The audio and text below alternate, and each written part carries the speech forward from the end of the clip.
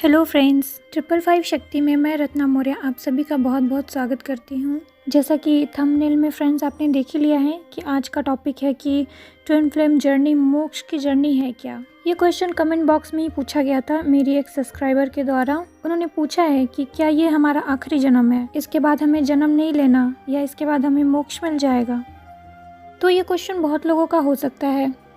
तो फ्रेंड्स, आज की वीडियो में हम इसके बारे में बात करेंगे। डेफिनेटली मैं अंतर्यामी तो हूँ नहीं, लेकिन अपने विचार जो मेरे हैं इस बारे में मैं आपके सामने ज़रूर रखूँगी।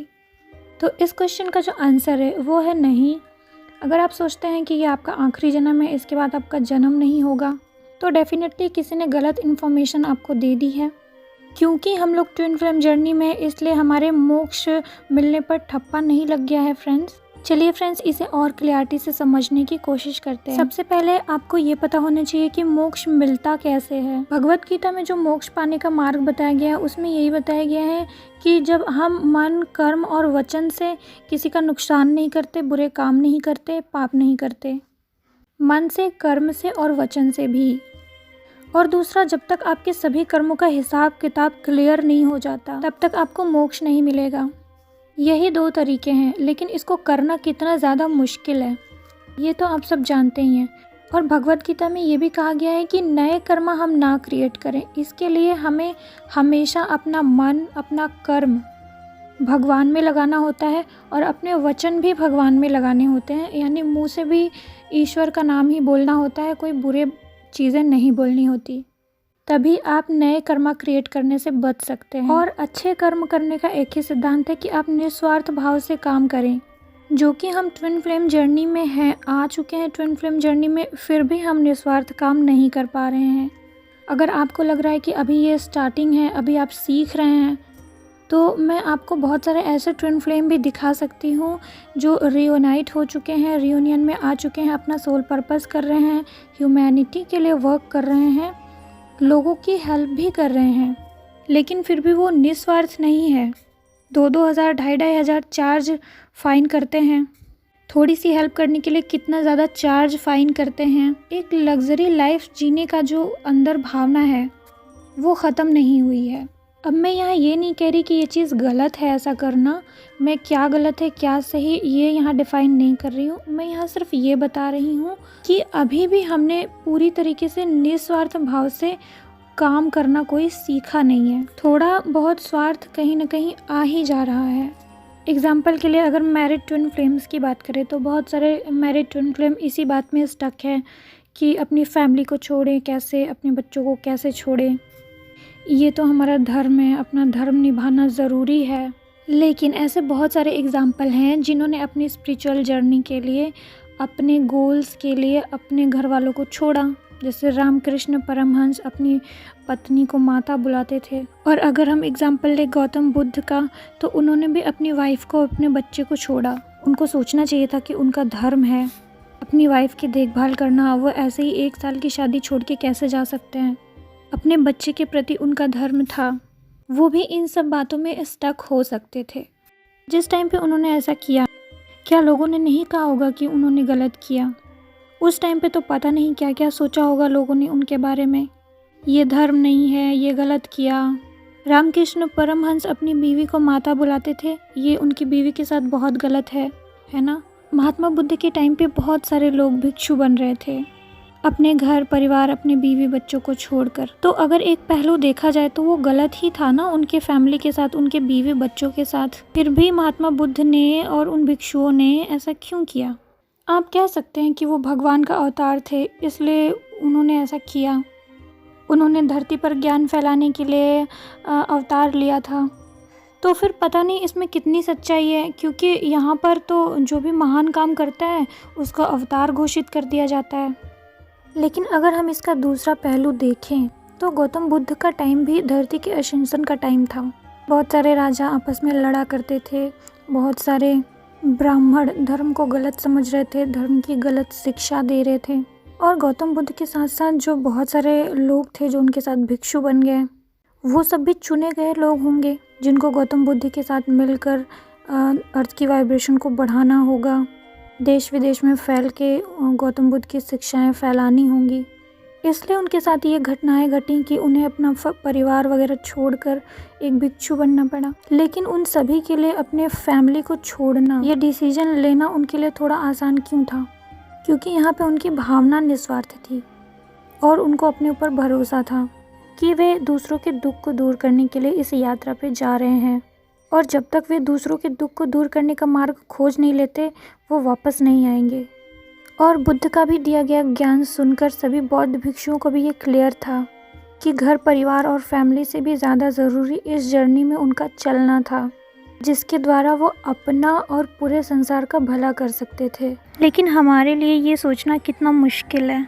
ना हम हमेशा के लिए ब्रह्मचारी बन सकते हैं, ना हम अपनी फैमिली को छोड़ सकते हैं, ना अपने ट्विन फ्लेम को छोड़ सकते हैं, और ना ही सारी मोह माया त्याग के निस्वार्थ भाव से इस जर्नी पर चल सकते हैं। क्योंकि हम उस बिग थॉट को, उस बिगर पिक्चर को उस तरीके से देख ही नहीं पा रहे हैं। यहाँ पे सही क्या है गलत क्या है मैं ये डिफाइन नहीं कर रही, सबका अपना अपना नज़रिया है। लेकिन मुझे ऐसा लगता है कि ट्विन फ्लेम जर्नी स्पिरिचुअलिटी का एक लेवल है, और इस लेवल तक हम पहुँचे हैं अपने किसी अच्छे कर्म के द्वारा, या फिर इस गेम ऑफ लाइफ के पीछे के जो लेवल्स हैं उनको क्रॉस करके हम इस लेवल पर पहुँचे हैं, जहाँ पर हम बेसिक लेवल पे ये सीख रहे हैं कि वाकई में जो धर्म है वो क्या है, आप अपने ओल्ड बिलीफ सिस्टम को कैसे तोड़ सकते हैं, क्या गलत है क्या सही, राइट डिसीजंस कैसे लें, मेडिटेशंस कर रहे हैं, खुद को जानने की कोशिश कर रहे हैं और अपनी एक लाइफ भी जी रहे हैं। मान लीजिए अगर मोक्ष तक पहुंचने के 7 लेवल हैं तो ट्विन फ्लेम जर्नी पहला, दूसरा या तीसरा लेवल हो सकता है। मैं इसे डायरेक्ट 7वां लेवल नहीं मानती, क्योंकि जो पहले के पुराने ऋषि मुनि थे और जो अब के भी हैं जैसे सदगुरु जी, तो जब ये सारे लोग अपनी पिछली लाइफ बताते हैं तो उनमें यही दिखाई देता है कि पहले लोग थोड़ा कम स्पिरिचुअल थे, उन्होंने कुछ सीखा, उसके बाद अगले जन्म में उन्होंने उससे ज़्यादा चीज़ें सीखी, उससे ज़्यादा और स्पिरिचुअल हुए। अपने शुरुआत के जन्मों में वो अपने पार्टनर्स के साथ थे, लेकिन वो इसी तरह स्पिरिचुअलिटी में और ऊपर उठते गए, और उसके आगे जैसे जैसे उनके स्पिरिचुअलिटी का लेवल बढ़ता गया वो एक योगी, एक आजीवन ब्रह्मचारी के रूप में भी जन्म लेकर आए, और इस दुनिया में इन लोगों के बीच में रहते हुए लोगों की सेवा करी और ब्रह्मचर्य का पालन भी किया। तो सिर्फ एक ही जन्म में ऐसा नहीं हो जाता है कि हम स्पिरिचुअलिटी का वो हाई लेवल अचीव कर पाएँ, जिन महान महान लोगों का मैंने एग्जाम्पल दिया वैसा बन पाएँ, ये एक ही जन्म में नहीं होता है। ट्विन फ्लेम्स की लाइफ को देखकर और जिन्होंने अपने ट्विन फ्लेम जर्नी के 15-16 साल बिता लिए हैं उन लोगों को भी देखकर ऐसा नहीं लगता है कि ये स्पिरिचुअलिटी में इतने हाई लेवल पर जा सके हैं। सब लोग सीख रहे हैं, ज्ञान को सुन रहे हैं, लेकिन अपने लाइफ में अप्लाई नहीं कर पा रहे हैं, और तब तक यूनिवर्स उनको फिर से उठा के पटक रही है, उनको पेन दे रही है ताकि वो फिर से सीखें। और सब लोग प्रयास भी कर रहे हैं, क्योंकि चीज़ों को जान लेना आसान हो सकता है। आप बहुत सारा धर्म ग्रंथ पढ़ लीजिए, चीज़ों को जान लीजिए, लेकिन उसको खुद के जीवन में उतारना, उसको लाइफ में अप्लाई करना मुश्किल हो रहा है। बहुत सारे योगी भी अपनी ही शिक्षाओं पे टिके नहीं रह पाते कभी कभी, जबकि उन्होंने इतने सारे योग साधनाएं कर ली होती हैं। तो सभी लोग लगे हैं चीज़ों को सीखने में, सभी लोग वो माइंड ऑफ स्टेट अचीव करना चाहते हैं, सभी लोग चाहते हैं कि वो निस्वार्थ रहें, लेकिन वो कर कहाँ पाते हैं। आपको ट्विन फ्लेम जर्नी मिल गई है, आपके लिए चीज़ें आसान हैं, आपको मार मार के चीज़ें सिखाई जा रही हैं, डेफिनेटली आप लकी हैं, क्योंकि सभी लोगों को ऐसी अपॉर्चुनिटी मिले ऐसा ज़रूरी नहीं है। आप पीछे के लेवल को क्रॉस करते हुए इस लेवल पर पहुँचे हो जहाँ आपको इतनी सारी हेल्प मिल रही है। अगर आप इस जन्म में सीख लेते हैं तो डेफिनेटली आपको मोक्ष मिल जाएगा। अगर आप सभी चीज़ों को फॉलो कर लीजिए, नए कर्मा क्रिएट नहीं करिए, निस्वार्थ भावना रख लीजिए, किसी भी मोह में ना पड़िए, तो हो सकता है कि आपके लिए ये आखिरी जन्म हो। लेकिन जब आप ऐसा नहीं कर पाएंगे तो डेफिनेटली आप मरने के बाद एक नेक्स्ट लेवल पर जाएंगे, क्योंकि इस जन्म में आपने अच्छे कर्म किए हैं, काफ़ी स्पिरिचुअल भी रहे हैं, तो आप लोअर रेलम में यानी नर्क में तो नहीं जाएंगे, अपर यानी हायर रेलम में ही जाएंगे, जहाँ पे आपको कुछ और अपॉर्चुनिटी मिलेगी अपनी नेक्स्ट लाइफ के लिए। आप खुद से सोल कॉन्ट्रैक्ट वगैरह साइन कर सकते हैं कि आपको अगले जन्म में कैसे रहना है, कैसे अपने आप को और इवॉल्व करना है, किस तरीके का बर्थ लेना है। बहुत सारे लोग ऐसे भी होते हैं जिनका ये जो है सेकेंड ट्विन फ्लेम जर्नी या थर्ड ट्विन फ्लेम जर्नी होता है। इसकी क्लियरिटी मुझे एक घटना से मिली थी, जब मैं अपनी फैमिली के बिहेवियर से बहुत ज़्यादा ट्रिगर हो जाती थी।